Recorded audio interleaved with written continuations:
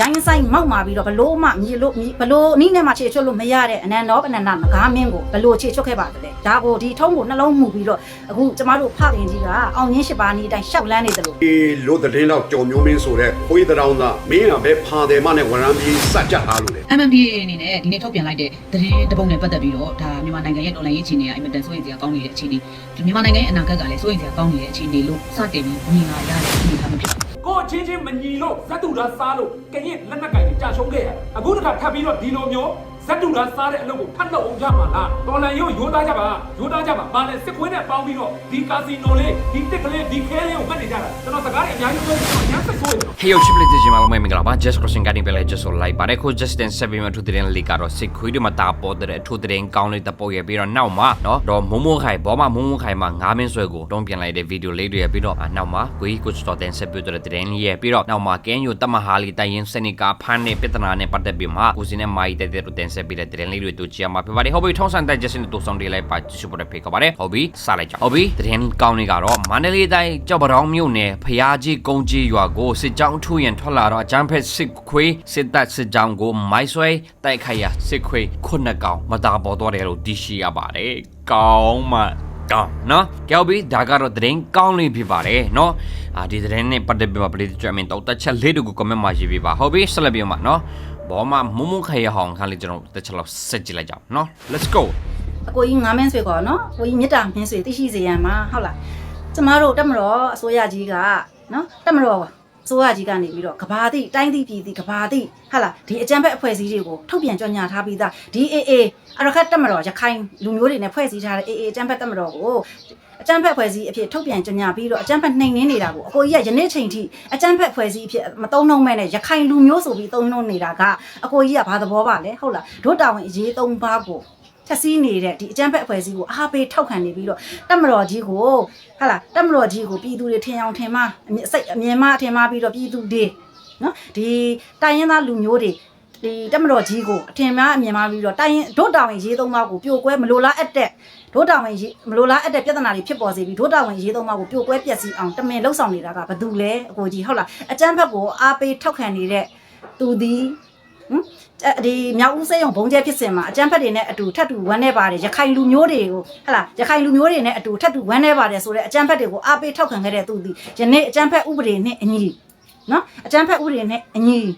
အရေးယူလို့ရနေပါပြီနော်အရေးယူလို့ရနေပြီဆိုတဲ့အကြောင်းကိုကြီးသိတင်ပါတယ်နော်ကျမတို့ဖခင်ကြီးအကိုကြီးပြောသလိုကျမတို့ဖခင်ကြီးကအရန်ကိုစိတ်တဘောထားနူးညံ့တဲ့ဖခင်ကြီးနော်ဘာသာတရားနဲ့အညီနေထိုင်တယ်လို့အကိုကြီးမသိသေးတာတခုပြောပြအောင်မယ်ကျမတို့ဖခင်ကြီးကဥပဒေသမားဥပဒေနဲ့အညီနေထိုင်ကြံ့ကြံ့နေတဲ့နေထိုင်သွားလျှောက်လန်းနေတဲ့သူဥပဒေကိုဘောင်ကျော်ပြီးယနေ့အချိန်ကြီးသူဘာကိုမှမလုပ်ဆောင်ဘူးနော်တစ်ဖက်ကစိတ်တဘောသားနူးညံ့တယ်လို့တစ်ဖက်ကလည်းဥပဒေနဲ့အညီနေထိုင်နေတာဖြစ်တဲ့အတွက်ဥပဒေကိုကြော်လာရင်မြည်သူ့ကိုမှဂယုမဆိုင်ဖဲနဲ့ဥပဒေနဲ့အညီပြက်ပြက်တာပြင်းပြင်းထန်ထန်ကင်တွယ်နေတာကဒါကအကုန်လုံးသိပြီးသားပါနော်ကဘာသိပဲအောင်ရင်း8ပါကိုကြီးကညီမလေးတို့အသက်ပေါင်းများစွာအသက်များစွာကြီးပါတယ်နော်အသက်များစွာကြီးတဲ့အတွက်အတွေ့အကြုံကဘ ഹു တုဒ္ဒတွေလည်းရှိပါတယ်ကျမတို့ရှင်တော်မြတ်ဖရာနော်မြတ်စွာဘုရားရှင်တော်တောင်မှနော်အောင်ရင်း8ပါကိုဘလို့ကျင့်ထုံးခဲ့တယ်လဲကျမတို့တတ္တဝါတွေနော်လူနဲ့ပြမတတ္တဝါတွေကျင့်သုံးရမယ်အတူယူရမယ်လမ်းစဉ်ကျမတို့အခုဒါလိုကျင့်သုံးနေတာဟုတ်လားအောင်ရင်း8ပါမှာခြေရွှတ်လို့ရတဲ့သူတွေကိုကျမတို့ရှင်တော်မြတ်ဖရာကဘလို့ခြေချွတ်ခဲ့တယ်လဲပျော်ပြောင်းနှူးညံ့စွာမေတ္တာတရားထားပြီးတော့ခြေချွတ်ခဲ့တယ်လို့ဟမ်ရိုင်းဆိုင်မောက်မာပြီးတော့ဘလို့မှမြေလို့ဘလို့နီးနဲ့မှခြေချွတ်လို့မရတဲ့အနန္တောပနန္ဒငကားမင်းကိုဘလို့ခြေချွတ်ခဲ့ပါတယ်လေဒါကိုဒီထုံးကိုနှလုံးမူပြီးတော့အခုကျမတို့ဖခင်ကြီးကအောင်ရင်း8ပါးနီးတိုင်းရှောက်လန်းနေတယ်လို့ကြင်ညံပြီးတော့ရှောက်လန်းနေတယ်လို့သူ့ရဲ့သမီးတွေဖြစ်တဲ့သားသမီးတွေဖြစ်တဲ့ကျမတို့ကလည်းအောင်ရင်း8ပါးထုံးကိုနှလုံးမူပြီးတော့အခုယနေ့အကျန်းဖတ်တွေကိုနော်နန္တောပနန္ဒငကားကိုခြေချွတ်ခဲ့တဲ့အောင်ရင်း8ပါးတိုင်းကျမတို့ခြေမုံနေတာရချင်းစရာရင်နော်ကဲနော် just နေတော့ဘာမှမပြောတော့ဘူးဒီကကြည့်နေတဲ့ break that ကြည့်လို့ပဲနော်တော့ပြောပြီးလိုက်ကြပါတော့နော်ပြောပြီးလိုက်ကြပါတော့ comment မှာနော်ကဲဟုတ်ပြီကျွန်တော်ဆက်လက်ပြီးမှာကိုကြီးကိုကြော်တင်ဆက်ပြီးတော့ list ကြည့်လိုက်ကြအောင်နော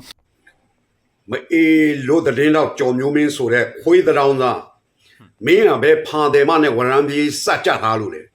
ဟမ်မင်းပြောလိုက်တဲ့မင်းသတင်းတင်ဆက်မှုဟာမသိရင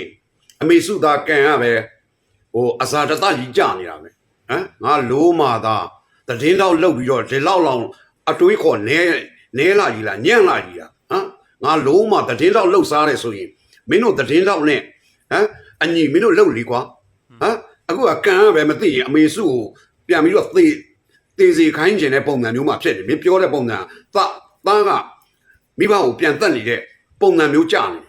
ဟမ်မင်းစဉ်းစားကြည့်ဟမ်တကယ်လို့သာမင်းအမေအဲ့ဒီလိုအန်ရရဲ့ကြားမှာနော်အဆက်တွေပြပြီးတော့နဲ့ချီပြီးတော့အဆက်တွေပြပြီးတော့ဖြစ်ခဲ့လို့ရှိရင်မင်းရောအဲ့လိုစိတ်ပူပန်မှုမျိုးမဖြစ်ဘူးလားဟမ်ငါလုံးမသားတည်င်းတော့လှုပ်ပြီးတော့မင်းရဲ့တည်င်းတော့ရဲ့ကြစ်ဝတ်တွေကိုမင်းကိုယ်တိုင်ကမသိတာဟမ်သားသမီးကမိဘကိုစိတ်ပူတယ်မိဘကသားသမီးကိုစိတ်ပူတာစမ်းသလားဟမ်तू ကစိတ်ပူတယ်ဆိုတာသူ့အမေများဆုံးသွားပြီလားဆိုပြီးတော့အနေထားနဲ့ပြောတဲ့ဥစ္စာကိုမင်းကောက်ချက်ချလိုက်ရဲ့မအေးလို့တောင်းစားကြော်မျိုးမင်းကိုမေကိုလို NP New ကကိုမေကိုလိုတရင်တော့ဟမ်မင်းတို့တရင်တော့လှုပ်စားတဲ့ကောင်တွေကမအေးလိုးတွေကြီးပဲကိုမေကိုပြန်လိုးတဲ့မအေးလိုးတွေကြီးပဲဟမ်ငါလိုးမာသားတွေတရင်တော့လှုပ်ပြီးဒီလောက်တော့အတွေးခေါ်တိမ်နဲ့လိုက်ပြီလားမင်းတို့ကောင်တွေဟမ်အခုသူ့အမေကို तू ကစိတ်ပူပြီးတော့ဟုတ်လားမအေးလိုးအာနာရှင်လက်ထဲထဲမှာလေကိုမေကိုလိုးရဲ့ဟမ်အဲ့ဒါကိုစိတ်ပူတာကိုမင်းကမသိရင်အမေစုကိုပြန်သေးခိုင်းနေသလိုကန်ကသူ့အမေကိုပြန်သေးခိုင်းနေသလိုလိုနဲ့မင်းပြောတဲ့ပုံစံကြီးอ่ะမင်းတို့အတွေးခေါ်တွေကငါလိုးမှသားတွေဒါကြောင့်မို့မင်းတို့ကအာနာရှင်လက်အောက်ကနေမင်းတို့ယုံမနိုင်တာသိလားငါလိုးမှသားတွေတကယ်မိသားသမီးကမိဘကိုစိတ်ပူတယ်ကွာနဲ့ချီသွားပြီးအဆက်တော်ကြီးဖြတ်ထားတယ်ဟုတ်လားသူ့ရရှိနေနေအခါတိုင်းဆိုအဆက်တော်ရတယ်အခုအဆက်တော်လည်းမရတော့ဘူးဘာတည်းအစာနာမှမရှိတော့ဘူးသူ့အမေများထောင်ထဲမှာများဆုံးသွားပြီလားဆိုပြီးတော့သူ့စိတ်အထင်ကိုသူစိတ်ပူပြီးတော့သူပြောတာလေမင်းကပြောလိုက်တဲ့ပုံစံကမသိရင်ပဲကန်ရမယ်သူ့အမေကိုသေစေချင်နေသလိုပုံစံမျိုးကြာနေမင်းတို့ကောင်းနေလေရှာစားတာလေငါလုံးမသာရိုးသားမှန်ကန်တိကျတဲ့ပုံစံနဲ့ရှာစားကြလားမှာဟမ်အခုတော့မအေးလို့အာနာရှင်လော်ဘီအယိုးကြိုက်တိုက်အားကြအောင်မင်းကပြောနေတဲ့ပုံစံမျိုးဟမ်မင်းကဘယ်ကဖာတယ်မနဲ့ဝရမ်းပြေးစကြထားလို့လေမင်းအဲ့လိုမိဘအဲ့လိုမျိုးဖြစ်လို့ရှိရင်မင်းလည်းအဲ့လိုပဲအဲ့လိုစိတ်ကူးစိတ်တန်ရှိနေလို့လားဟမ်မင်းတို့ကောင်းလေကွာတော်လေးကိုရုပ်မှရက်ဆက်ရမ်းဆိုင်နဲ့မအေးလို့တရင်တော့ NP New ကကြော်မျိုးမင်းဟမ်မင်းပြောလိုက်တဲ့ပုံစံကြီးကမင်းပြန်စဉ်းစားဟိုကဘလို့အနေထားနဲ့စိတ်ပူပန်ပြီးတော့ပြောတာလေဟမ်လူတိုင်းမှာမိဘရှိတယ်သူကတော့နှင်းနဲ့ချီသွားပြီငါဒီမနေ့ပဲငါအမေကိုငါဖုံးဆက်ခေါ်တယ်ငါတို့2ရက်3ရက်လောက်စကားမပြောဖြစ်ဘူးငါအမေနဲ့နော်ငါအမေနဲ့ငါ2ရက်3ရက်လောက်စိတ်စကားမပြောဖြစ်လို့ဒီမနေ့ငါဖုံးဆက်ခေါ်လိုက်တယ်ဆက်ခေါ်လိုက်တော့ตาเจ้ามาเจ้าမေးတာဗောကိုမိဘကိုဆိုတော့အမေကကတော့ပါရဲ့ညတော့ဝန်းနေသွားတယ်တဲ့အမေဘာအစားမှားလို့လေအချင်းမောင်လေးသွားစားမိလို့ဝန်နူးလာဖြစ်ကောင်းဖြစ်နိုင်တာဗောနော်အဲ့တော့အမေအစားတော့ဆင်ကျင်မှာအသက်လည်းကြီးပြီကျွန်တော်အမေလည်းကံအမေနဲ့အသက်တူတူပဲ80ကျော်ပဲကျွန်တော်အမေလည်းအသက်80ကျော်ပဲအမေစုလည်းအသက်80ကျော်ပဲအဲ့လိုမေးလိုက်တဲ့ခါကျအမေကဝန်နူးတယ်ဆေးကမတော်ဘူးလားဆေးတွေပါလိဆေးထိုးတယ်တဲ့ညတော့ဆေးထိုးတယ်တောက်ဆေးတွေတောက်တယ်မသိတော်လာပြီမစားနဲ့ဒီချိန်မှာအသက်ရွယ်ကြီးလာပြီကြီးရင်အသက်ရွယ်ကြီးလာလို့ရှိရင်အစားတော့အမားမခံဘူးကျွန်တော်ကအမေကိုပြောပြတာဗောပြောပြတော့အေးပါတဲ့အခုဘာစားထားလဲဆိုတော့ဘာမှတော့မစားဘူး ensure တပူးတသိန်းကျော်ပြီတဲ့ကြိုက်တဲ့လောက်ကြော်စမ်းပါတပူးတသိန်းမကောက်လို့10သိန်းဖြစ်နေပြီစီဗျာအမေကြိုက်တဲ့လောက်တော့အဲ့ဒါကျွန်တော်အဲ့လိုမှားနေတာကျွန်တော်2ရက်3ရက်လေးကိုစကားမပြောဖြစ်တာကိုကျွန်တော်ကအလုပ်များနေလို့ဒီမှာအလုပ်များနေလို့ကျွန်တော်လှမ်းမေးတာ2ရက်3ရက်လေးစကားမပြောဖြစ်တာကိုအဲ့ဒါအခုဒီမနေ့ကျွန်တော်ဖုန်းဆက်ပြီးတော့မေးတယ်ပြောတယ်စကားလေးအများကြီးဒါကိုအမေကိုစိတ်ပူတာလေဟုတ်လားအမေကလည်းသားသမီးတွေကိုစိတ်ပူတာပဲကွာအဲ့ဒါကိုမင်းတို့ကောင်းနေအတွေးကဟမ်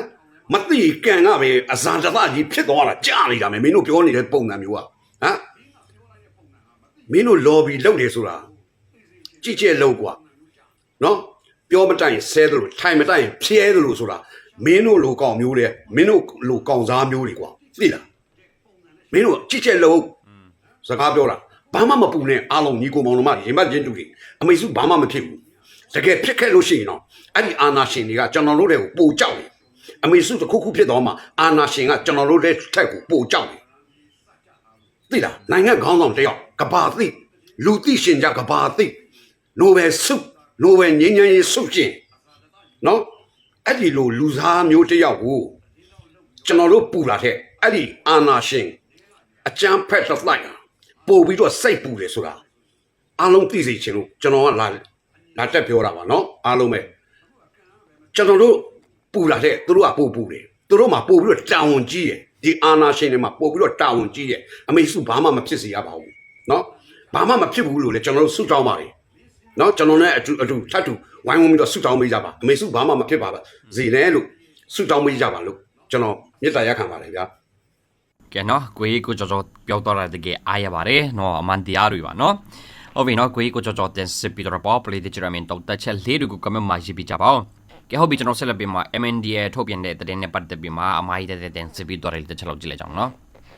MMDA အနေနဲ့ဒီနေ့ထုတ်ပြန်လိုက်တဲ့သတင်းတပုတ်နဲ့ပတ်သက်ပြီးတော့ဒါမြန်မာနိုင်ငံရဲ့တော်လှန်ရေးအခြေအနေကအင်မတန်စိုးရိမ်စရာကောင်းနေတဲ့အခြေအနေမြန်မာနိုင်ငံရဲ့အနာဂတ်ကလည်းစိုးရိမ်စရာကောင်းနေတဲ့အခြေအနေလို့စတင်ပြီးမြင်လာရတဲ့အနေအထားမျိုးဖြစ်ပါတယ်။ဒါကျွန်တော်တို့အနေနဲ့ကတော့အဲ့လိုမြင်တာပေါ့နော်။ကျွန်တော်တို့အများအားအော်ခဲ့တဲ့တပေါင်းစုဖွဲ့ကြပါမြန်မာပြည်တွင်းထဲမှာရှိနေတဲ့ဟာလာလက်နက်ကိုင်တွေအားလုံး AO ARO BDF တွေအားလုံးပေါင်းစုပြီးတော့မှတွားကြဖို့ကိုပြည်သူကမျှော်လင့်တာ။ဒါပေမဲ့လည်းဖြစ်မလာခဲ့ဘူးရှင်နော်။အဲ့တော့ဒီလိုမျိုးကိုယ်ပိုင်အုပ်ချုပ်ခွင့်ပြထားလိုက်တဲ့ပုံမှာကျွန်တော်တို့ကစိုးကျိုးနဲ့ကောင်းကျိုးပဲဟာပုံများမလဲဆိုတော့ကြည့်ရမှာပေါ့နော်။ကောင်းကျိုးအနေနဲ့ကတိတ်မရှိဘူးရှင်ကျွန်မကြည့်ရသလောက်ကိုယ်ပိုင်အုပ်ချုပ်ခွင့်ရလိုက်တယ်ဆိုပေမဲ့သူကဟလာဒီပြည်နယ်ကိုတကယ်ငြိမ်းချမ်းအောင်တကယ်စစ်ကောင်စီကမလုပ်တော့ဘူးလားစစ်ကောင်စီကလာပြီးတော့စစ်ကောင်စီကိုဘယ်လောက်ထိသူတို့ယုံကြည်လို့ရနိုင်မလဲပေါ့နော်။အဲ့တော့စစ်ကောင်စီကအခုချိန်မှာတရုတ်ရဲ့ဖိအားကြောင့်ဟလာတရုတ်ရဲ့အကူအညီကြောင့်စစ်ကောင်စီကပြန်ယူထားတာနေမိတွေကိုနော် MMDA ကလည်းတရုတ်ရဲ့ဖိအားကြောင့်ပြန်ပေးထားရတာအဲ့တော့ဒီနှစ်ဖက်လုံးမှာကနော်သူတို့တယောက်နဲ့တယောက်ဂရိကိုတွေပြုတ်ထားရတာကဂျားမှာကတရုတ်ရှိတယ်ဆိုတော့နှစ်ဖက်လုံးကတရုတ်ရဲ့ဩဇာလွှမ်းမိုးမှုအောက်မှာရှိနေတယ်အဲ့ဒီဂျားတွေကမှကိုပိုင်အုပ်ချုပ်ခွင့်ပြဋ္ဌာန်းလိုက်တဲ့ကိုတနေမျိုးကိုပဲကိုဟာလာအုပ်ချုပ်လိုက်တော့မယ်ဆိုတဲ့ပုံစံမျိုးထပြီးတော့လုပ်လိုက်တဲ့အခါမှာတေချာပေါက်တရုတ်ရဲ့လွှမ်းမိုးမှုကို MMDA အနေနဲ့တေချာပေါက်ကြားရောက်သွားမှာဖြစ်ပါတယ်နော်နောက်ထပ်ဆိုးကျိုးကဒီစီးပွားရေးလမ်းကြောင်းပေါ့ကုန်သွယ်မှုလမ်းကြောင်းမှာကမောက်ကမတွေဖြစ်သွားနိုင်တယ်တနေနဲ့တနေဟာလာကုန်သွယ်တဲ့လမ်းကြောင်းတွေစီးပွားရေးလမ်းကြောင်းတွေကနော်အရင်လိုမျိုးအဆင်ပြေနိုင်မှာမဟုတ်တော့ဘာလို့ဆိုအကန့်အသတ်တွေဖြစ်သွားနိုင်တယ်သူတို့ကလည်းယုံကြည်မှာမဟုတ်ဘူးဒီလမ်းကြောင်းတွေကိုသူတို့အများကြီးသူတို့ဂရုစိုက်ရတော့မယ်စစ်ကောင်စီအနေနဲ့ပြန်ကြည့်မယ်ဆိုလို့ရှိရင်လည်းဒီကိစ္စကိုစစ်ကောင်စီကလက်ခံမှာလားပေါ့လက်ခံမှာလားဆိုတော့တစ်ဖက်ကတရုတ်ရဲ့ဟာလာတရုတ်ရဲ့အကူအညီယူထားပြီးတော့မှသူတို့ကဂတိကူကိုပြုတ်ထားရတဲ့ကိစ္စတွေဒီနယ်မြေတွေကိုဘုံမကျဲပါဘူးဆိုတဲ့ကိစ္စတွေရှိခဲ့တယ်။ဒါပေမဲ့စစ်ကောင်စီအနေနဲ့ကိုပိုင်ပြဋ္ဌာန်းလိုက်တဲ့ကိုပိုင်အုပ်ချုပ်ခွင့်ပြဋ္ဌာန်းလိုက်တဲ့ကိုပိုင်နယ်မြေထူထောင်လိုက်တဲ့ပုံမှာစစ်ကောင်စီကတော်လန်ရေးသမားတွေထပ်တောင်မှဒီဟာကိုပို့ပြီးတော့ကြောက်ပါလိမ့်မယ်။ဘာဖြစ်လို့လဲဆိုတော့နိုင်ငံထဲမှာနိုင်ငံငယ်တွေထပ်ဖြစ်သွားမယ်ကိစ္စကိုဘယ်အစိုးရမှမကြိုက်ပါဘူးမလိုချင်ပါဘူးเนาะမလိုချင်ပါဘူးအဲ့အတွက်စစ်ကောင်စီအနေနဲ့လည်းခေါင်းခဲစရာကိစ္စတစ်ခုဖြစ်ပါတယ်ခုချိန်မှာတော့ဒီကိစ္စကိုသူတို့ဒါကိုဖြေရှင်းနိုင်တဲ့အခြေအနေမျိုးမရှိသေးပါဘူးစစ်ကောင်စီကဒါပေမဲ့เนาะMMDA အနေနဲ့ပြန်ကြည့်လို့ရှိရင်ရောစစ်ကောင်စီပြုတ်ထားတဲ့ဂရိကဝတ်တွေကိုဘယ်လောက်ထိဟာလားယုံကြည်လို့ရမလဲတရုတ်ကရော MMDA ကိုဘယ်လောက်ထိဆက်ပြီးတော့ကာကွယ်သွားနိုင်မလဲဆိုတဲ့ဟာကို MMDA နဲ့လည်းစိုးရိမ်နေရမှာဖြစ်ပါတယ်နောက်ကအဲ့ဒီလိုမျိုးနယ်မြေတီးခြားလှုပ်လိုက်တဲ့အပေါ်မှာဘာတွေဆက်ဖြစ်လာနိုင်မလဲဆိုလို့ရှိရင်ဒီမူရစေဝါနဲ့နော်မွေးစေဝါပြဿနာတွေနော်ဒီလူကုန်ကူးမှုပြဿနာတွေကုန်သွယ်ရေးလမ်းကြောင်းမှာဟိုပြဿနာတွေအများကြီးရှိလာနိုင်တယ်ပို့ပြီးတော့မှမွေးစေဝါကိုလွတ်လွတ်လပ်လပ်ရောင်းချလို့နေမြေတွေကအများဆုံးကအဲ့နေဆက်ဒေတာတွေပဲဖြစ်တယ်တနိုင်ငံနဲ့တနိုင်ငံချိတ်ဆက်နေတဲ့နေဆက်ပေါ့နော်တရုတ်ရဲ့နေဆက်ဖြစ်တယ်မြန်မာပြည်ရဲ့နေဆက်ဖြစ်တယ်ဂျားမှာဖြစ်တယ်ပေါ့ဒီဂျားမှာဖြစ်တယ်ဒီဂျားလမ်းကြောင်းတွေကိုပဲအသုံးပြုပြီးတော့ဒီမွေးစေဝါတွေထုတ်သွင်းတာရောင်းချတာဒါတွေကအများအားလုပ်နေတာဖြစ်တဲ့အတွက်ဒီအမှုတွေကလည်းပို့ပြီးတော့မှကြီးထွားလာနိုင်တယ်ပေါ့နော်ဒါဒေတာအတွင်းမှာဒေတာအတွင်းထဲမှာဒါတွေမတည်ငြိမ်မှုတွေပို့ပြီးတော့ဖြစ်လာနိုင်တဲ့အနေအထားမျိုးပေါ့နော်ဒါဆိုတော့စိုးကျိုးကပိုများနေတယ်ဆိုတဲ့အနေအထားမျိုးပေါ့နောက်တစ်ခုကအစိမ့်စိမ့်မှာကွဲထွက်လာတဲ့အခြေအနေကိုစပြီးတော့ခြေလန်းလှမ်းလိုက်တာလို့မြင်ပါတယ် MMDA အနေနဲ့စပြီးခြေလန်းလှမ်းလိုက်တယ်ပေါ့ကျမတို့ပြည်သူလူမျှော်လင့်ထားတာကထင်ထားတာကလည်းအရင်ဆုံးကြီးလွတ်မြောက်မဲ့နယ်မြေကရခိုင်ပြည်နယ်လို့ပဲကျမတို့ကထင်ထားတာဒါပေမဲ့ရခိုင်ပြည်နယ်လွတ်မြောက်ပုံလွတ်မြောက်နေရဘိုးချုပ်ထုံးမြတ်နိုင်ပြောထားတဲ့စကားတွေရဆိုလို့ရှိရင်ဘိုးချုပ်ထုံးမြတ်နိုင်ကအားလုံးကိုပြည်သူအားလုံးကိုကိုစားပြုမယ်ဆိုတဲ့ဟာကိုတော့သူ့ရှင်မှာအခိုင်အမာဟိုမြင်ရတယ်ပေါ့နော်အဲ့ဒီသဘောထားမျိုးကိုမြင်နေရတာဖြစ်တယ်အဲ့ဒီအတွက်နော်ဒီနယ်မြေတွေကိုတိမ့်ပိုက်နိုင်တယ်ဆိုလို့ရှိရင်ကိုပိုင်အုပ်ချုပ်ခွင့်ရနိုင်တယ်ဆိုရင်ရခိုင်ပြည်နယ်ကအရင်ဆုံးကြီးရနိုင်တယ်လို့ကျမတို့မျှော်လင့်ခဲ့တယ်ပေါ့နော်ဒါပေမဲ့အခု MMDA ကမတင်မှတ်တဲ့အလုပ်မျိုးကိုလုပ်ချလိုက်တာဖြစ်တယ်ဒါပေမဲ့သူရထားတဲ့ သူထူထောင်လိုက်တဲ့အရာတစ်ခုကနော်သူတို့ကိုယ်ပိုင်အုပ်ချုပ်ခွင့်ကိုခြေလန်းစလန်းလိုက်တဲ့အရာတစ်ခုကစစ်ကောင်စီနဲ့ဟလာသဘောတူညီမှုတွေနော်ဆွေးနွေးမှုတွေကိုတရုတ်ကြားခံနဲ့ယူပြီးတော့မှဒီနေမြေကိုထူထောင်လိုက်တာဖြစ်တဲ့အတွက်ဒါဟာသူတို့အတွက်အပြည့်အဝထိန်းချုပ်မှုရမှာမဟုတ်ပါဘူးတရားပေါက်စစ်ကောင်စီအနေနဲ့ဒီကိစ္စကိုလက်လွတ်မှာမဟုတ်ပါဘူးဒီကိစ္စကိုဒီတိုင်းလောလောဆယ်မှာတော့နှုတ်ဆက်ကောင်းနှုတ်ဆက်နေလိမ့်မယ်ဒီကိစ္စကိုစစ်ကောင်စီအနေနဲ့ဘယ်လိုမှလက်ခံနိုင်တဲ့ကိစ္စမဟုတ်တဲ့အတွက်ဒီ MMDA နေမြေဒီလေဘယ်လောက်ထိလုံခြုံမလဲပေါ့ဒီထဲမှာရှိနေတဲ့ပြည်သူလူထုရဲ့အမြင်သဘောထားတွေရောဘယ်လောက်ထိ MMDA ပေါ်မှာယုံကြည်စိတ်ချမှုရှိလဲဘယ်လောက်ထိသူတို့ရဲ့လုံခြုံရေးကိုစိတ်ချရမလဲဆိုတဲ့ဟာမျိုးရှိတယ်ပေါ့ရှင်နော်အဲ့တော့နောက်တစ်ချက်အဆိုးကျိုးကတော့နိုင်ငံအတွင်းထဲမှာနိုင်ငံငယ်ကလေးတွေနော်တော်လှန်ရေးကာလကြီးမှာဖြစ်လာနိုင်တယ်နော်ဆိုတော့ကျမတို့မြန်မာနိုင်ငံမှာကတိုင်းသားလက်နက်ကိုင်ပေါင်းစုံရှိတဲ့အနက်ကမှာ MMDA နဲ့အခုလိုစလုပ်လိုက်တဲ့အပေါ်မှာ KIA နော် AA ပြီးလို့ရှိရင်ဒီ KNU တို့ဘာလို့အားလုံးကလည်းဒါကိုလိုက်ပြီးတော့မှစဉ်းစားလာနိုင်တယ်နော်သူတို့လည်းကိုယ်ပိုင်အုပ်ချုပ်ခွင့်ကိုသူတို့ကသူတို့ဘသူရဲ့သဘောတူညီချက်မှမယူဘဲနဲ့ကိုယ့်ဘက်ကိုလှုပ်လိုက်တာပေါ့နော်ဘသူနဲ့မှလည်းမညှိနှိုင်းတော့ဘူးတော်လိုင်းရေးအဖွဲ့နဲ့လည်းမညှိနှိုင်းတော့ဘူး UNG နဲ့လည်းမညှိနှိုင်းဘူးနော်ဆွေးနွေးတာညှိနှိုင်းတာဒါမျိုးမလုပ်ဘူးနော်ဒီစစ်ကောင်စီနဲ့လည်းဘာမှဒီကိုယ်ပိုင်အုပ်ချုပ်ခွင့်အပေါ်မှာဘာမှစစ်ကောင်စီနဲ့လည်းညှိနှိုင်းတာမျိုးလုပ်ဖို့ပဲနဲ့သူတို့ကကိုယ်ယုံကြည်ချက်နဲ့ကိုလှုပ်လိုက်ခြင်းဖြစ်ပါအဲ့ဒီပုံမှာထပ်ပြီးတော့မှနောက်ထပ်EAO တွေအနေနဲ့လည်းဒီလမ်းကြောင်းကိုလိုက်လာနိုင်တာဖြစ်တဲ့အတွက်နိုင်ငံဟာနိုင်ငံအတွင်းထဲမှာကိုအစိတ်စိတ်အမှာကွဲသွားနိုင်မဲ့အခြေအနေမျိုးစိုးရင်ကြာအခြေအနေမျိုးကိုမြင်နေရတာဖြစ်တယ်ပေါ့နော်ဆိုတော့နိုင်ငံငယ်လေးတွေထပ်ဖြစ်လာမဲ့အခြေအနေမျိုးဒါကလုံးဝမကောင်းဘူးပေါ့နော်နိုင်ငံတနိုင်ငံမှာကျမတို့တော်လှန်ရေးဖြစ်နေတဲ့အခြေအနေဆိုပို့ဆိုးတာပေါ့တယောက်နဲ့တယောက်ချိတ်ဆက်မှုတယောက်နဲ့တယောက်ယုံကြည်မှုမရှိတဲ့အခါမှာတယောက်နဲ့တယောက်ဆွေးနွေးတိုင်ပင်မှုမရှိတဲ့အခါမှာပို့ပြီးတော့မှဒါကွဲထွက်သွားမဲ့အခြေအနေမျိုးကိုမြင်နေရတာဖြစ်ပါတယ်အဲ့ဒီလိုမျိုးကွဲထွက်သွားတဲ့အခါကျလို့ရှိရင်ကိုယ်ပိုင်အုပ်ချုပ်ခွင့်နဲ့သူတို့ဘယ်လောက်ထိကြာရက်တည်နိုင်မလဲအဲ့လိုရက်တည်လာတဲ့ကာလတွေကြားမှာလေနောက်တစ်ချိန်နော်နောက်တစ်ချိန်မှာပြန်ပြီးတော့မှပေါင်းစည်းဖို့ဆိုတာအုပ်ချုပ်ခွင့်တွေအုပ်ချုပ်မှုပုံစံတွေမတူကြတော့ဘူးနော်ပြီးတော့နယ်မြေထဲမှာရှိနေတဲ့ထွက်ရှိနေတဲ့တရားစာတတွေရဲ့ဒီအခွန်အကောက်မှုတွေရယူမှုတွေဒါတွေကတယောက်တနေနဲ့တနေမတူညီကြတော့တဲ့အတွက်ပြန်ပြီးပေါင်းစည်းဖို့ဆိုတာအင်မတန်ခက်ခဲသွားမယ့်အခြေအနေမျိုးဖြစ်ပါတယ်နော်အဲ့ထဲမှာကျမတို့ကကောင်းတာတစ်ခုကိုပြန်ကြည့်မယ်ဆိုလို့ရှိရင်တော့ MMDA တို့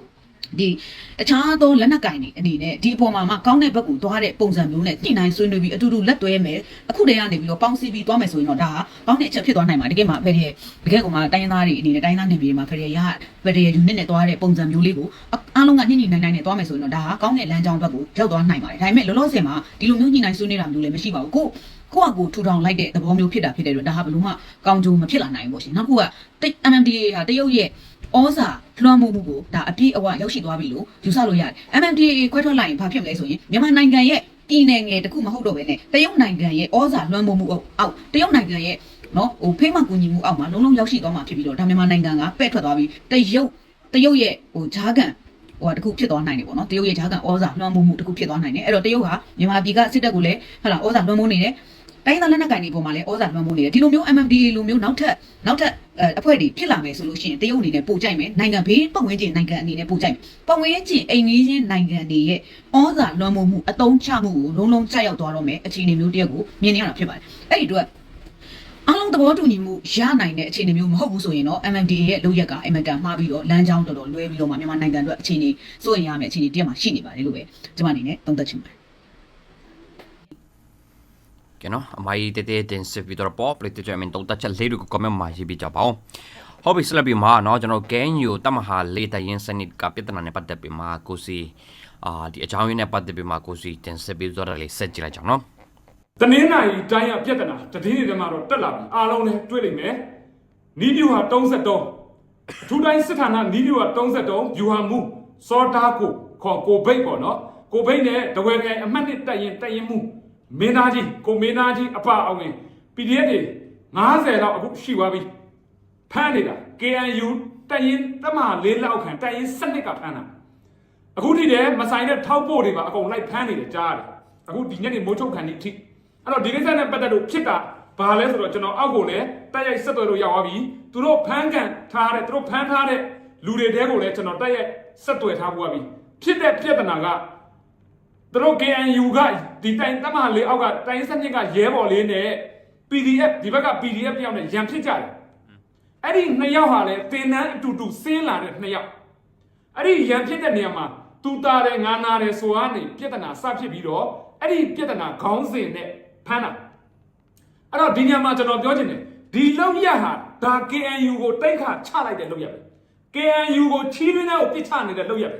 ဲဒါကို KNU လူကြီးပိုင်းတွေ KNU ဗဟိုတွေကဘလို့ဆုံးဖြတ်မလဲဘလို့တုံ့ပြန်မလဲဆိုတာကိုအားလုံးစောင့်ကြည့်နေကြတယ်လက်ရှိအောက်မှာရှိတဲ့ PDF တွေကရှူးရှူးကျဲထပ်ဖြစ်ပြီးတော့ပြစ်မဲ့ခတ်မဲ့အစစ်အစစ်ပြစ်နေပြီဒါပေမဲ့ အားလုံးကလုံးဝကြည်ဖောက်ခွင့်မပေးထားဘူးလူကြီးချင်းဒီပြဿနာကိုရအောင်ညှိမယ်ဆိုပြီးတော့ပြောနေတယ်ဒါပေမဲ့တော့အခုချိန်ထိလိုက်ဖမ်းနေတယ်အဲ့တော့စဖြစ်တဲ့ပြဿနာကဒီခလေးချင်းဖြစ်တဲ့ပြဿနာတစ်ခုကိုခေါင်းစဉ်တည်ပြီးတော့ဒီလိုမျိုးရန်သူအကြိုက်နော်ခွေးလောက်ရက်ကိုလောက်တာဘာလို့ဆိုတော့ဒီလိုလောက်ရက်ကဒါစစ်ခွေးတွေလောက်တာစစ်ခွေးတွေလောက်တဲ့အလုပ်ကိုလောက်တယ်ဆိုတာဒါ KNU ရဲ့တမိုင်းကိုရမ်းအောင်လုပ်ပြတာ KNU ဆိုတာဒီတောင်ပိုင်းတိုင်းရဲ့တော်လှန်ရေးမှာပြရုပ်တစ်ခုဟိုဘက်မှာဆို KNA ကိုမြင်တယ်လို့အစင်လာကြီးမားတယ်စုဖွဲ့မှုနဲ့တွားတယ်ဒါပေမဲ့ခင်ဗျားတို့သိထားရမှာကဒီတော်လှန်ရေးမတိုင်ခင်ကာလနဲ့ဒီတော်လှန်ရေးကာလမှာ KNU ကဘာတွေထူးခြားလာလဲဒါလေးကိုသိစေချင်ပါတယ်နော်ဖြစ်တဲ့ပြဿနာကတော့အဲ့ဒါပဲသိချင်နေကြလူတွေဒါပေမဲ့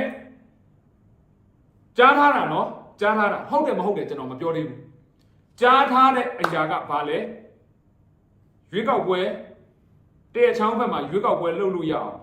ညှိထားတာဘာတွေများရှိပြီလားအများကြီးရှိပါတယ်အဲ့တော့ပြောချင်တာကတော့ KNU တက်မဟာ၄ရဲ့တိုင်ရင်စနစ်ကအခုဒီလောက်ကိုလောက်တာအဲ့တော့တက်မဟာ၄တိုင်ရင်စနစ်ကလောက်တာဖြစ်တဲ့အတွက်တိုင်ရင်စနစ်ကတိုင်ရင်မူတက်မဟာ၄ရဲ့တက်မဟာမူပြီးရင် KNU ရဲ့ဗဟိုလူကြီးတွေဘယ်လိုဆုံးဖြတ်မလဲဆိုတာကိုတော့ဒီတော်လှန်ပြည်သူအားလုံးကြည့်နေပါတယ်လုံးဝကိုမဖြစ်တဲ့ကိစ္စပြဖမ်းတယ်ဆိုတော့ခင်ဗျားတို့တိတ်ခါမဲ့ဝဲခင်ဗျားတို့တိတ်ခါတက်သွားတာမဟုတ်ဘူးနော်ဒီလိုတော်လှန်အချင်းချင်းကိုဖမ်းပြီဆိုတဲ့ကအခုဟာလည်းဒီစောသားကိုပေါ့နော်ကိုဘိန်းတို့ကားကလှမ်းသားတဲ့အချိန်မှာ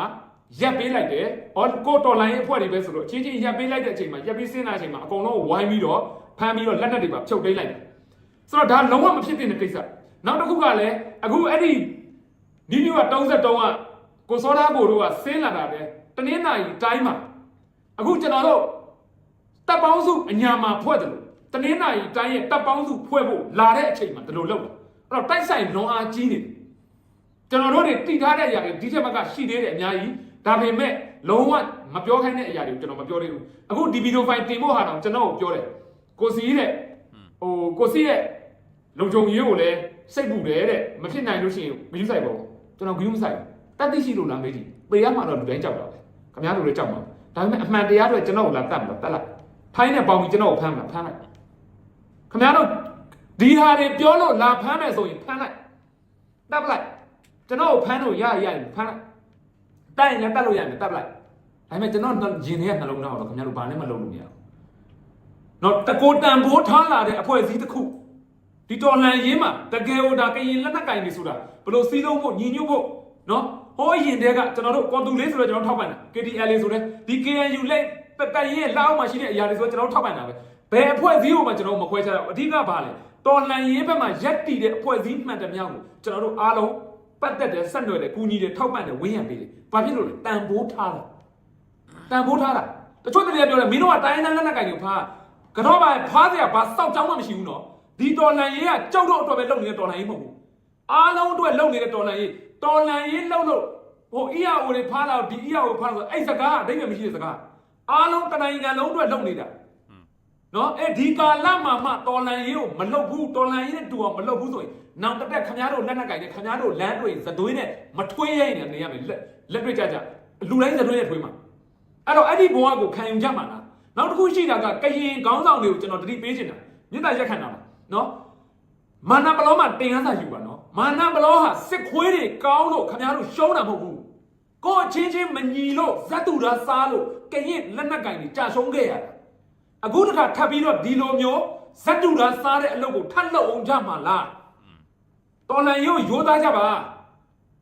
ပါဘာလဲစစ်ခွေးနဲ့ပေါင်းပြီးတော့ဒီကာစီနိုလေးဒီတစ်ကလေးဒီခဲလေးကိုမှတ်နေကြတာကျွန်တော်စကားတွေအများကြီးမပြောချင်ဘူးကျွန်တော်အရန်စိတ်ဆိုးတယ်ကျွန်တော်မဖြစ်သေးဘူးလေဗျာဘာဖြစ်လို့လဲBGF ကလောက်သွားတယ်ဆိုတော့မှအထိုင်ရန်တူဒါပုံမှန်လေးပြောတာ BGF တော်လိုင်းမှာကူညီတာလည်းအများကြီးရှိတယ်နော်ကျွန်တော်တိတဲ့ဟာလည်းအများကြီးရှိတယ်ဒါပေမဲ့ BGF ဒီတူတူရန်တူနေရာမှာပေါ်တင်ရက်တည်ပြီးတော့ဘာဖြစ်လို့လဲရန်တူနဲ့သူပေါင်းပြီးတော့သူပေါ်တင်ရက်တည်တယ်အဲ့တော့ BGF ကဖမ်းသွားရင်တော့မှကျွန်တော်တို့ဒီလောက်ပေါက်ကွဲစရာမလိုနော်စစ်ခွေးဖမ်းရင်တော့ပြောမနေနဲ့တော့ဘာဖြစ်လို့ရန်တူတွေဖြစ်တဲ့အတွက်အခုဟာကရန်ကိုလေးစားတန်ဖိုးထားတဲ့ကိုတော်လိုင်းရဲ့အဖွဲ့တော်လိုင်းတော့မှဘယ်နည်းကပြောလို့ဒီတောင်ပိုင်းသားရဲ့ဥဆောင် KNU လို့ပြောလိုက်ဒါတောင်ပိုင်းမှာဘယ် PDF မှာဟိုမလင်းစားတဲ့အရာမရှိတဲ့အရာ ဒါကြီးကိုဒလုံမျိုးရုပ်ဆိုးအကြီးတန်းနွားကြောင်းသားစရိုက်လောက်တဲ့ဟာဘသူကအမိတ်ပေးပြီးတော့ဘသူကခိုင်းတာလဲဗျာနော်ဒါကို KNU လူကြီးမိုင်းနေနေပွင့်လင်းမြင်တော့ဆိုဒါကိုဖြည့်ရှင်းဖို့အရန်ရေးကြီးတယ်အဲ့လိုမဟုတ်ရင်ခင်ဗျားတို့ KNU တမိုက်တွားပြီနော်နှစ်ပေါင်း60ကျော်တည်ဆောက်လာတဲ့ KNU တမိုက်တွားမှာငါတို့ကလက်နက်ကင်သားနဲ့စောက်ပြီးမဆိုင်ဘူးငါတို့စစ်ကောင်စီနဲ့ပေါင်းလိုက်ရဆိုပေါင်းလိုက်ပြဿနာမရှိဘူးဒါပေမဲ့လူတယောက်အဖွဲ့အစည်းတစ်ခုရဲ့တန်ဖိုးဟာသူများပြောလို့သူများဆုံးဖြတ်လို့မရဘူးအခုစစ်ကောင်စီက KNU ကိုအကြမ်းဖက်လို့ဆွဆွဲတယ်ဆွဆွဲလို့မရဘူးဒါပေမဲ့ KNU ကိုယ်တိုင်အကြမ်းဖက်အလုပ်ကိုလုပ်လားမလုပ်ဘူးလား KNU ကိုယ်တိုင်အကြမ်းဖက်အလုပ်ကိုမလုပ်ဘူးဆိုရင်ပေလောက်အောင်ဆွဆွဲအကြမ်းဖက်ဖြစ်တဲ့အကြောင်းမရှိဘူးပြည်သူကလည်းခင်ဗျားတို့ဘလောက်ပဲစစ်ကောင်စီက KNU အကြမ်းဖက်ပါအော်ပြည်သူအများစုဒီဘယ်သူမှရက်တည် KNU မှရက်တည်ထားတာအဲ့တော့ဒီလိုပြည်သူတွေရက်တည်ထားတဲ့ KNU ကနော်ဒီလိုမျိုးအလုပ်လုပ်တယ်ပထမလည်းကျွန်တော်ပြောမယ်ဒီတော်လန်ရေးကခင်ဗျားတို့လက်နက်ကိုင်းနေတာဘာဖြစ်လို့ကိုင်းတန်းတူညီမျှလို့ပြောကြတယ်နော်ခင်ဗျားတို့ပဲပြောတာတန်းတူညီမျှရဖို့အတွက်တန်းတူညီမျှအခွင့်အရေးရဖို့အတွက်တော်လှန်တယ်အခုတောင်ပိုင်းတိုင်းမှာစခန်းတွေတိတ်နေကျွန်တော်တို့မပြောခဲ့ဘူးတိတယ်ဒီတဲ့မကတိထားတာတွေအများကြီးရှိတယ်ဘာဖြစ်လို့မပြောတာတော်လန်ရေးကိုအားနည်းမှဆိုလို့တစ်ချက်နောက်တစ်ချက်ကကို့ချင်းချင်းပြောရင်ခွေးဝမ်းတာအခုခင်ဗျားတို့ဒီလိုလုပ်တဲ့လုပ်ရဟာအဲ့ဒီခွေးတွေအတွက်ဘယ်လိုဖြစ်မလဲသူတို့လောက်ကမဲ့အလုပ်ကိုလုပ်ပေးသလိုဖြစ်မနေဘူးလားခေါင်းစဉ်တွေမပြောနဲ့ခေါင်းစဉ်တွေမပြနဲ့လောက်ရက်ကိုပြောကြည့်ရတော်လှန်ရေးပတ်သားချင်းချင်းမှားရင်မှားတဲ့တိုင်းဥပဒေချောင်းကြီးကသွားလေကိုနေ့ကပြောဒီရဲဘော်2ယောက်ရန်ဖြစ်တယ်ဒီခင်ဗျားတို့ကခံလာတဲ့ရဲဘော်ဟိုဘက်ကလွန်တော့အဲ့ရဲဘော်ဖမ်းဥပဒေချောင်းကြီးအဖြစ်ပေးဒီရဲဘော်တွေမပြီးဘူးလားသူ့တိုက်ရင်မှုဘလူတယ်သူတို့ပဲဖြစ်ကမယ်လေအခုတော့လူလေး60ကိုလိုက်ဖမ်းပြီးတော့လုပ်เสียဘာတဘောလဲတာကြီးကဘာလဲစစ်တပ်နဲ့အပေးယူလုပ်ပြီးတော့သူတို့ထိုးကျွေးပြီးလုပ်ဖို့ဟာလားရတယ်လုပ်သွားဒါပေမဲ့ခင်ဗျားတို့တမိုင်းဘာဖြစ်သွားပြီလဲအခုဒီလိုလုံးလိုက်လို့ဒီနေ့ကရင်ပြည်သူတွေကနားမသိကျေသွားပြီနော်ဟာငါတို့ကရင်ဖွဲ့စည်းမလို့ကရင်တွေပါလာမယ်လို့မထင်နဲ့အရင်ဆုံးဆဲနေတာကရင်တွေဥမာဘာဖြစ်လို့လဲဒီနေ့ကရင်ပြည်သူတွေအရင်ခေတ်ကကရင်ပြည်သူနဲ့မတူတော့ဘူးနိုင်ငံတကာကိုရောက်ပြီးတော့အားလုံးဟာအတိတရားတွေမြင့်လာကြပြီအမှားအမှန်ကိုကောင်းကောင်းခွဲခြားတတ်သွားပြီအဲ့တော့လက်မခံပါဒီအရင်ဆုံးလက်မခံပါကရင်ပြည်သူပဲခင်ဗျားတို့ပြည်သူကိုရှော့မသွတ်နဲ့ငါတို့ကလက်နက်ကင်ထားတယ်ငါတို့ပြောတိုင်းလုပ်ဆိုအဲ့တော်ရဲ့စစ်ပေးချောင်စခန်းလူတွေပဲလုပ်လို့ရမယ်အပြင်လူတွေကိုလုပ်လို့မရဘူးတော်ကျွန်တော်စိတ်ဖြစ်တယ်အကောင်းပြောတာဟုတ်ကျွန်တော်ကလေဒီတော်လှန်ရေးမှာကိုယ်အချင်းချင်းပဲဆိုကျွန်တော်လုံးဝမပြောချင်ဘူးဘာဖြစ်လို့လဲအချင်းချင်းပြောရင်ခွေးဝမ်းတာရန်သူဝမ်းတာနောက်ပြီးတော့ကိုယ့်ဘက်မှာလည်းတွေးကွဲတယ်ညီညွတ်ကြဖို့စီးလုံးကြဖို့လည်းကျွန်တော်တစ်ချိန်လုံးပြောတယ်ဘာဖြစ်လို့လဲညီညွတ်မှကျွန်တော်တို့ကဒီပွဲရဲ့နိုင်ပါလေလက်ရှိတော်လှန်ရေးကဘာဖြစ်လို့ကြားနေတာဘာဖြစ်လို့မပြီးသေးလဲမညီညွတ်လို့ပဲလူအားလက်နဲ့အမဟုတ်ဘူးအဲ့တော့မညီညွတ်တဲ့အချိန်မှာညီညွတ်အောင်ဝိုင်းလုံးကြမယ့်အချိန်မှာဒီလိုရုပ်ဆိုးကြီးတဲ့အရာကြီးကိုဘယ်လိုအတိတရားနဲ့လုပ်ပြတယ်ဗျာစဉ်းစားလို့မရဘူးကြားတဲ့အချိန်မှာကျွန်တော်မယုံဘူးကျွန်တော်နော်မယုံတဲ့အောက်ကတက်ဆိုင်ရတရင်နိုင်တိုင်းတောင်းဝင်ခံနေပြီးလို့ရှိရင်ဒီဖန်းကန်ထိထားတဲ့အထဲမှာရှိတဲ့လူတွေချွတ်တွေလိုက်တော့လို့ရတယ်အဲ့ဒီလူတွေကဆိုကျွန်တော်တိုက်ရဲ့အကုန်ချိတ်ဘယ်လိုဖြစ်တာလဲဒါဘယ်လိုလဲဟုတ်လို့လားအကောင်လုံးကိုကျွန်တော်လိုက်မေးပြီးမှကျွန်တော်ဒီဗီဒီယိုဖိုင်ကိုရိုက်တယ်အဲ့တော့ကရင်ခေါင်းဆောင်တွေအားလုံးကိုကျွန်တော်မြစ်တာရက်ခံချင်တာကနောက်တစ်ချိန်မှနဲ့ဘလို့မဖြစ်ပါစေနဲ့ခင်ဗျားတို့ဝိုင်းပြီးစူးစမ်းပေးပါမြစ်တာရက်ခံတာပါတောင်းပန်နေတာနော်ဒါပေမဲ့တစ်ခုရှိရင်တော့တော်လိုင်းအတွက်ခင်ဗျားတို့တော့ဖားမှာမဟုတ်ဘူးနော်ဘာဖြစ်လို့လဲတော်လိုင်းကကျွန်တော်တို့အရေးတစ်ခုတည်းမဟုတ်ဘူးခင်ဗျားတို့အရေးလည်းပါတယ်တတိုင်းဒီလုံးလူတိုင်းရဲ့အရေးနော်ရှင်းရှင်းလေးငါတို့တိုင်းလက်နက်ကတက်ရှိတယ်ဆိုအဲ့တက်ကအဲ့စစ်ခွေးတွေကိုစိုးမိုးထားတဲ့ဒေတာဝင်မလာနဲ့တော့ထိန်းနိုင်တာနိုင်ငံရေးနီးလန်းရောက်ကွေးကောက်ပြီးတော့အပြည့်ရက်ဆဲမယ်တယောက်တစ်ယောက်ရောက်တဲ့နေရာမှာအပြည့်ရက်ဒလိုဟာမျိုးတွေလောက်ပဲရောက်တာဒါတည်မြဲတဲ့အရာမဟုတ်ဘူးခင်ဗျားတို့ဒီတော်လိုင်းရဲ့အလွန်မှကရင်ကန်ချင်မှာကရင်ဖန်တီးလို့ရမှာဒီကရင်ခေါင်းဆောင်တွေပဲဒီကရင်ပြည်နယ်ကိုဥဆောင်ခွင့်ရမှာဘယ်သူမှလည်းဥဆောင်မှာမဟုတ်ဘူးဒါကြီးကဒလိုလုပ်တယ်ဆိုတော့ဗျာဟိုတော်စိတ်ပြစ်စရာကြီးမဖြစ်နိုင်ဘူးလေကျွန်တော်ဒီထက်လေပြောချင်တဲ့စကားတွေအများကြီးရှိတယ်တည်ထားတာတွေလည်းဒီထက်ပြောချချင်တယ်နော်ဒါပေမဲ့လို့တော်လန်ရေးပေါ်ကိုကျွန်တော်မျက်နှာထောက်ရှုပြီးတော့မပြောတာကျွန်တော်အထက်အန်နဲ့ကျွန်တော်ဂိမ်းဆိုင်ဘူးနော်ကျွန်တော်ပြောတဲ့စကားမှားတာပြောတာမဟုတ်ဘူးတစ်ဖက်သားကိုလည်းနစ်နာစေလို့စိတ်နဲ့ပြောတာမဟုတ်ဘူးတန်ဖိုးထားတဲ့အရာတစ်ခုကဒီလိုမျိုးလောက်ရလောက်တော့ကျွန်တော်ယူကျုံးမရဖြစ်တာနော်အဲ့တော့ KNU တမဟာလေးတမဟာမူတိုင်းရင်စနစ်တိုင်းရင်မူပြီးလို့ရှိရင် KNU ရဲ့အခြားဗဟိုကတာဝန်ရှိတဲ့လူကြီးမင်းများဘလို့ဆောင်ရွက်မလဲဘလို့တုတ်ပြန်မလဲဆိုတာကျွန်တော်တို့ကြည့်နေပါတယ် KNU ရဲ့တိတ်ခါ KNU ရဲ့ဂုံကိုဝိုင်းဆယ်နိုင်ကြပါစေလို့ကျွန်တော်ဆုတောင်းပါတယ်။ဘာဖြစ်လို့လဲဒီတပွဲကိုအဲ့လိုလာမလုပ်နိုင်တွားပြီ KNU တမိုင်းတွားပြီနှစ်ပေါင်း60လောက်နော်ကရင်ခေါင်းဆောင်တွေလုတ်ခဲ့တဲ့တန်ဖိုးတွေအကုန်မြောင်းနေကြမှာအဲ့တော့ အဖက်ဆယ်နိုင်လိမ့်မယ်လို့လည်းယုံကြည်ပါတယ်ဘာဖြစ်လို့လဲ KNU ထဲမှာမှန်ကန်တဲ့ခေါင်းဆောင်တွေရှိတယ်အဲ့ဒီသူတွေအနေနဲ့အမိုက်ခံအမုန်းခံလိမ့်မယ်လို့ကျွန်တော်တော့ယုံကြည်ပါတယ်ဘာဖြစ်လို့လဲဒါဟာတိုင်းပြည်အတွက်ပြည်သူအတွက်ပါနော်ခွေးဝမ်းတာမဲ့အလုပ်ရန်သူဝမ်းတာမဲ့အလုပ်ကိုလုပ်ပြီးတော့ခွေးလိုမျိုးကိုနဲ့တဒန်းတဲ့ဘဝကိုတွားမနေပါနဲ့ခမားတို့ပြည်သူသားတာတို့နေရပါဒီလိုအောက်မှာခွေးတွေနော်အခုလိုလှုပ်ရက်ကအဲ့ဒီအောက်ကခွေးတွေလှုပ်ရက်အဲ့တော့ဒီအပေါ်မှာနေတဲ့လူကအောက်ကိုဆင်းပြီးတော့ဒီခွေးတွေနဲ့လှုပ်ရက်လို့တဒန်းနဲ့ပြန်လှုပ်မှလားကိုကိုစဉ်းစားကြပါငါလက်နက်ကင်ထားတဲ့စိတ်လိုက်မှန်ပါဆိုရင်တော့အဲ့ဒါတလိษံပါပဲနော်လူဆိုရင်အတိတရားရှိရတယ်လက်နက်ကင်လေးယဉ်ကျေးရတယ်လက်နက်ကင်လေးယိုတေးရတယ်လက်နက်ကင်လေးနှိပ်ချရတယ်အဲ့ဒါမှအဲ့လူရဲ့တန်ဖိုးတက်တာလက်နက်ကင်ပြီးတော့မောက်မှမယ်လက်နက်ကင်ပြီးထောင်လွှားမယ်ဆိုရင်ခမားတို့ကအာနာယူနေတဲ့မအေလိုးတွေနဲ့အတူဖြစ်သွားတယ်ဒါကြောင့်မို့လို့စိတ်လိုက်မှန်ပါလုပ်တဲ့အရာတွေကိုချော့ကြပါရန်သူအပေါ်မှာခမားတို့တက်တက်နဲ့ထားပါဘုံရန်သူကိုတစ်ခုတည်းထားပြီးတော့ဒီဘက်မှာနောက်တစ်ထပ်တဲ့ရန်မီးတွေကိုမမွေးကြပါနဲ့အောက်မှာလူငယ်တွေလည်းလက်နက်ကင်နိုင်ကြတယ်မလိုလားအပ်တဲ့ထိကရုံးတွေဖြစ်သွားမယ်ဆိုရင်ခမားတို့ကြုတ်လို့တော့ညံ့တဲ့လူဒီလောကမှာရှိမှာမဟုတ်တော့အဲ့တော့ခမားတို့ကြုတ်တို့အရွယ်ရှိနေတဲ့အချိန်မှာကျွန်တော်တို့ကဟဲ့ဒီတိုင်းပြည်ရဲ့တမိုင်းစာမျက်နှာအတွက်အကောင်းဆုံးရေးထိုးရတဲ့လူဖြစ်အောင်လို့ဝိုင်းလုပ်ပေးစီခြင်းနဲ့အမြန်ဆုံးနဲ့တောင်ဖြည့်ဆည်းခြင်းနဲ့ဒါလုံးဝမဖြစ်တဲ့အရာကြီးဒီတည်င်းထွက်လာတော့မှအစကျွန်တော်တိတည်းကကျွန်တော်မတင်တာနော်အောက်မှာဖြည့်ချင်းပြီးသွားမှလားဆိုဒါပေမဲ့သတင်းဌာနတွေလည်းပါလာပြီမတင်လို့မရဘူးအဲ့ဒါကြောင့်မလို့ပြောပြရနော်ဒါပေမဲ့ကျွန်တော်ဒီဗီဒီယိုဖိုင်မှာအတက်နဲ့ဆုံးထိန်းပြီးတော့ကျွန်တော်ပြောထားပါတယ်ဟုတ်တယ်နော်ကိုစီပြောတော့တယ်တကယ်ထောက်ခံတယ်တကယ်အမှန်တရားနော်ကျွန်တော်ဒီတော်လိုင်းရေးမှာတည်မှာ